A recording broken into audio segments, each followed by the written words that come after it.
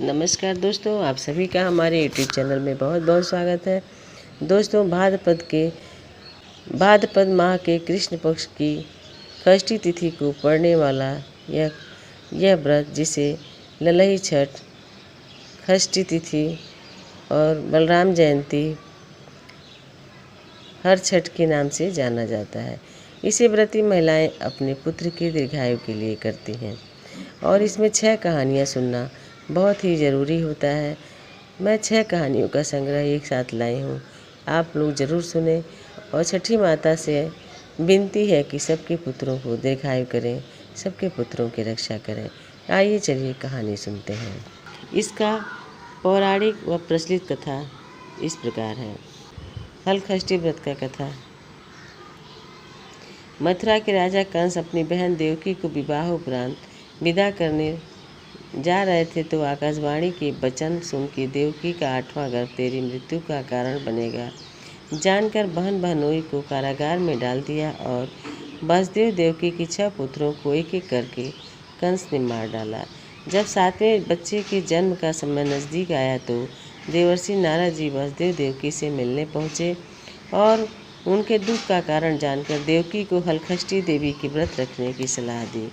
देवकी ने नारद जी से हलषष्ठी व्रत की महिमा व कथा पूछी तो नारद जी ने पुरातन कथा कहना आरंभ कर दिया। चंद्रव्रत नाम का एक राजा हुआ, जिनको एक ही पुत्र था। राजा ने राहगीरों के लिए एक तालाब खुदवाया, किंतु उसमें जल न रहा, सूख गया। राहगीर उस रास्ते गुजरते और सूखे तालाब को देखकर राजा को गाली देते। इस खबर को सुनकर राजा बहुत दुखी हुए कि मैंने तालाब खुदवाया, मेरा धन व धर्म दोनों ही व्यर्थ गया। उसी रोज रात राजा को स्वप्न में वरुण देव ने दर्शन देकर कहा कि यदि तुम अपने पुत्र का बलि तालाब में दोगे तो जल भर जाएगा। सुबह राजा ने स्वप्न में कई बात दरबार में सुनाया और कहा कि मेरा धन व धर्म भले ही व्यर्थ हो जाए, पर मैं अपने पुत्र का बलि नहीं दूंगा। यह बात लोगों से होता हुआ राजकुमार तक पहुंचा तो वह सोचने लगा कि यदि मेरी बलि से तालाब में पानी आ जाए तो लोगों का भला होगा। यह सोचकर राजकुमार अपनी बलि देने तालाब में बैठ गया। अब वह तालाब पानी से लबालब भर गया। जल के जीव जंतुओं से तालाब परिपूर्ण हो गया।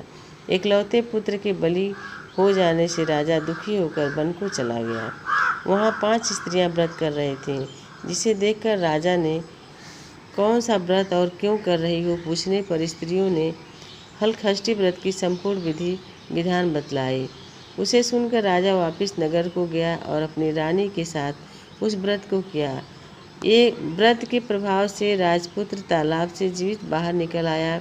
राजा परिवार सहित हलषष्ठी माता के जयकार कर सुखपूर्वक निवास करने लगा। अब नारद जी ने देवकी से हलषष्ठी व्रत की अन्य कथा कहना शुरू किया। नारद जी ने देवकी को दूसरी कथा सुनाई। उज्जैन नगरी में 2 सौतन रहती थीं। एक का नाम रेवती तथा दूसरी का नाम मानवती। रेवती को कोई संतान न था, जबकि मानवती के 2 पुत्र थे। रेवती अपने सौत के बच्चों को देखकर हमेशा सौतिया डाह से जलती रहती और उसके पुत्रों को मारने का जतन ढूंढती रहती थी।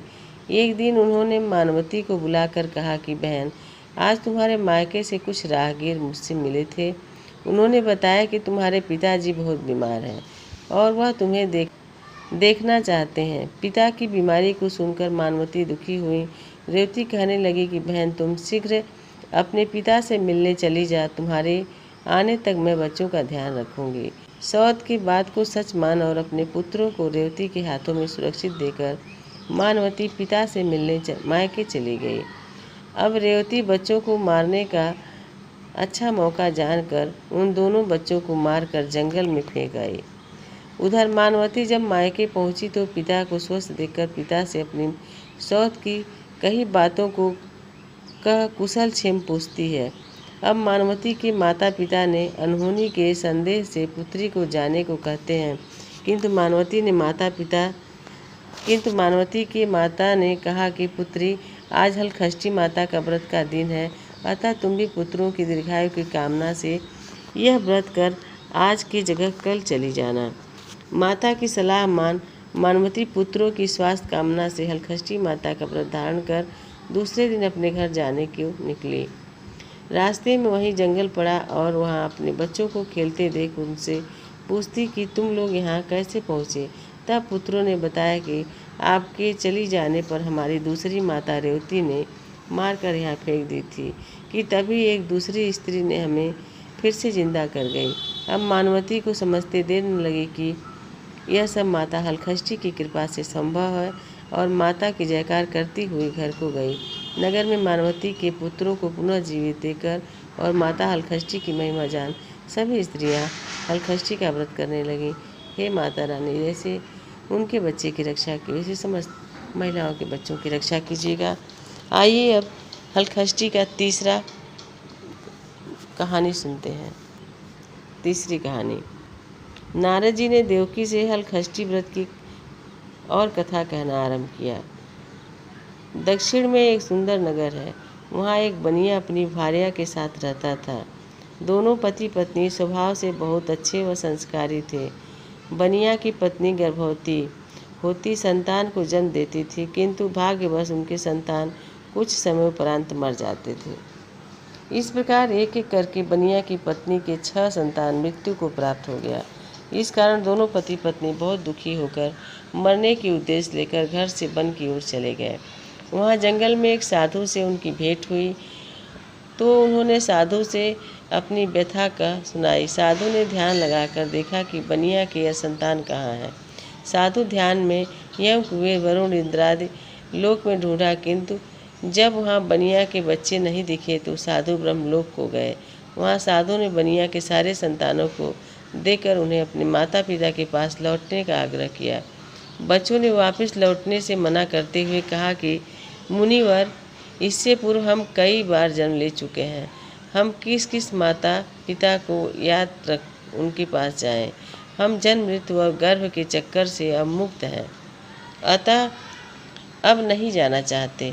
तब साधु ने बनिया को दीर्घजीवी संतान प्राप्ति का उनसे उपाय पूछा। उन आत्माओं ने कहा कि यदि बनिया और उनकी पत्नी माता हलखष्टी का व्रत रख पूजन कथा श्रवण कर अपने पुत्रों को व्रतोपरांत जल से भीगा कपड़ा लगाएं तो पोता लगाएं तो भीगा कपड़ा लगाएं तो उनका वह बालक दीर्घजीवी होगा। उन आत्माओं से इस प्रकार सुन साधु ध्यान से वापिस आकर बनिया से हलखष्टी व्रत कथा नियम आदि को बताया। साधु से इस विधि विधान को सुन दोनों पति पत्नी घर को गए। समय उपरांत जब हलखष्टी व्रत का दिन आया तो उन्होंने व्रत रखा व संतान प्राप्ति का वर मांगा। माता हलखष्टी की कृपा से अब बनिया की पत्नी गर्भवती हुई और एक सुंदर संतान को जन्म देती है। अगले व्रत उन्होंने साधु के बताए अनुसार अपने पुत्र को पोता मारती है। माता की कृपा से अब उसके संतान दीर्घ आयु को प्राप्त किया। बनिया का परिवार प्रसन्नतापूर्वक जीवन यापन करने लगा। हे खष्टी माता, जैसे बनिया को पुत्र से उसका घर भर दे, हे माता रानी सबके ऊपर कृपा करिए। एक बार राजा युधिष्ठिर ने भगवान श्री कृष्ण से अत्यंत शोक संतप्त भाव से कहा, हे देवकी नंदन सुभद्रा, अपने पुत्र अभिमन्यु के मरणोपरांत शोक संपन्न है। वह अभिमन्यु की भार्या उत्तरा के गर्भ की संतान भी ब्रह्मास्त्र के तेज से दग्ध हो रही है, क्योंकि दुष्ट अश्वत्थामा ने गर्भ को निस्तेज कर दिया। द्रौपदी भी अपने 5 पुत्रों के मारे जाने से अति दुखी है। अतः इस महादुख से उत्थान हेतु कोई उपाय बताएं। तब श्री कृष्ण जी ने कहा, राजन, यदि उत्तरा मेरे बताए हुए अपूर्व व्रत को करे तो गर्भ का निस्तेज शिशु पुनर्जीवित हो जाएगा। यह व्रत जो भाद्रपद की कृष्ण पक्ष खष्टी पर भगवान शिव पार्वती गणेश और स्वामी कार्तिकेय की विधि विधान द्वारा पूजन पुत्र पौत्र की अल्पायु व शोक के महादुख से मुक्ति प्रदाता है। इस व्रत के संदर्भ में श्री कृष्ण ने राजा युधिष्ठिर को कथा बतलाते हैं कि पूर्व काल में सुभद्र नाम का राजा था, जिनकी रानी का नाम सुवर्णा था। राजा रानी को एक हस्ती नामक पुत्र था। एक बार राजपुत्र हस्ती धाय माँ के साथ गंगा जी स्नान करने गया। बाल स्वभाव बस हस्ती जल में खेलने लगा। तभी एक ग्राह ने उसे खींचते हुए जल के अंदर ले गया। उसकी सूचना धाय माँ ने जाकर रानी सुवर्णा से कह सुनाया। इस पर रानी ने क्रोधवश धाय के पुत्र को धधकते हुए आग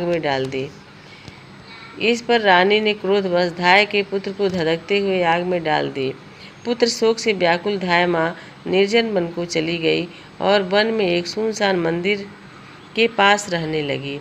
वन में सूखा तृण, धान, महुआ आदि जो मिलता खाती और मंदिर में विराजित शिव पार्वती गणेश जी की पूजन कर दिन व्यतीत करने लगी। इधर नगर में एक अद्भुत घटना घटित हुआ कि धाय माँ का पुत्र आग की भट्ठी से जीवित निकल आया और खेलने लगा। यह खबर पूरे नगर में फैलते हुए देर न लगी। राजा रानी के पास पहुंचा तो उन्होंने इस घटना के विषय में पुरोहितों से पूछा। तभी सौभाग्य से वहां दुर्वासा ऋषि पहुंचे। राजा रानी ने ऋषि का पूजन कर धाय पुत्र के जीवित हो जाने का कारण पूछा तो दुर्वासा ऋषि ने कहा कि राजन, आपके डर से धाय माँ जंगल में एकांत होकर व्रत की है। यह सब उसी व्रत का प्रभाव है। अब राजा रानी सभी नगरवासियों के साथ दुर्वासा जी की अगुवाई में उस जंगल में धाय के पास उस व्रत के विषय में अधिक जानकारी पूछने जाते हैं। तब धाय ने कहा कि राजन, मैं पुत्र शोक से दुखित होकर यहाँ रहने लगी और यहाँ व्रत ग्रहण कर भगवान शिव, पार्वती, गणेश जी और स्वामी कार्तिकेय जी का पूजन कर सूखा तृण, धान, महुआ आदि खाकर रहने लगी। तब रात को मेरे स्वप्न में शिव परिवार के दर्शन हुए और तुम्हारा पुत्र जीवित हो जाएगा वरदान दिया।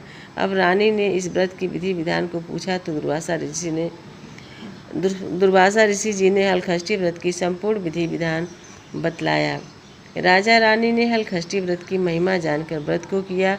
व्रत के प्रभाव से राजपुत्र हस्तिग्राह के चंगुल से छूटकर खेलते हुए नगर आया। अपने पुत्र को पाकर राजा रानी सुखी हुए और धाय भी पुत्र के साथ प्रसन्न होकर निवास करने लगी। वही बालक हस्ती आगे चलकर परम प्रतापी हुआ और अपने नाम से हस्तिनापुर बसाया। इस प्रकार भगवान श्री कृष्ण ने युधिष्ठिर से हलखष्टी व्रत की महिमा का ज्ञान देते हुए कहा कि हलखष्टी व्रत कथा पहले नारद जी से सुन मेरी माता देवकी ने इस व्रत को सबसे पहले किया, जिसके प्रभाव से उसके आने वाले संतान की रक्षा हुई।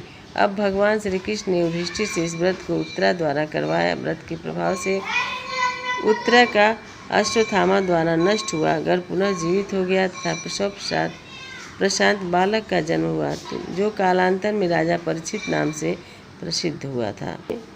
आइए पांचवी कथा सुनते हैं। एक बार कांसीपुरी में देवरानी व जेठानी रहती थी। देवरानी का नाम तारा व जेठानी का नाम विद्यावती था। दोनों ही नाम अनुरूप तारा उग्र स्वभाव तथा विद्यावती अति दयालु थी। एक दिन दोनों ही ने खीर पका ठंडा करने के लिए खीर को आंगन में रख दी और बातें करते अंदर बैठ गए। तभी दो कुत्ते खीर देख खाने लगे। अब आवाज़ सुन दोनों देवरानी और जेठानी बाहर आई तो अपनी खीर को कुत्तों को खाते देखा। विद्यावती अपनी खीर को जूठन जान बचा शेष को भी कुत्ता के सामने पुनः डाल आई और तारा ने दूसरे कुत्ते को एक कमरे में बंद कर खूब मारने लगी। जैसे तैसे वह कुत्ता अपनी जान बचाकर बाहर भागता है। दूसरे दिन दोनों कुत्ता एक जगह मिलते हैं और एक दूसरे का हाल पूछते हैं।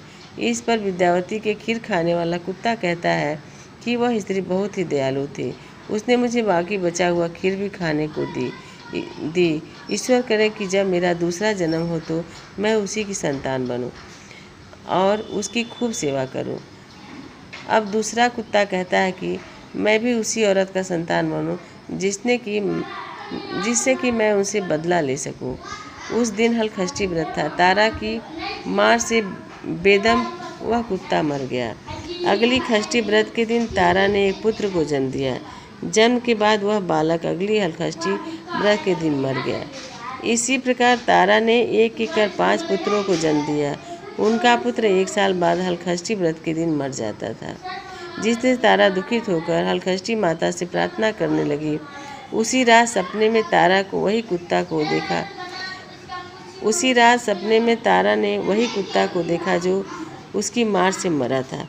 कुत्ता ने सपने में तारा से कहा कि मैं तुमसे बदला लेने के उद्देश्य से तुम्हारा पुत्र बनकर आता हूँ और मरकर पुनः आता हूँ। जब तारा ने अपने अपराधों के लिए क्षमा मांगा तो उसने कुत्ता ने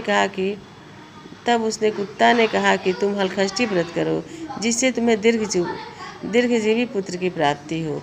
सपने में कही विधि अनुसार तारा ने अगली बार हलखष्टी व्रत को किया और माता से आशीर्वाद मांगा। हलखष्टी माता की कृपा से तारा ने दीर्घजीवी संतान को जन्म दी और प्रसन्न पूर्वक जीवन यापन करने लगी। विद्यावती अखिल पुत्र को जन्म दी और सुखपूर्वक निवास करने लगी।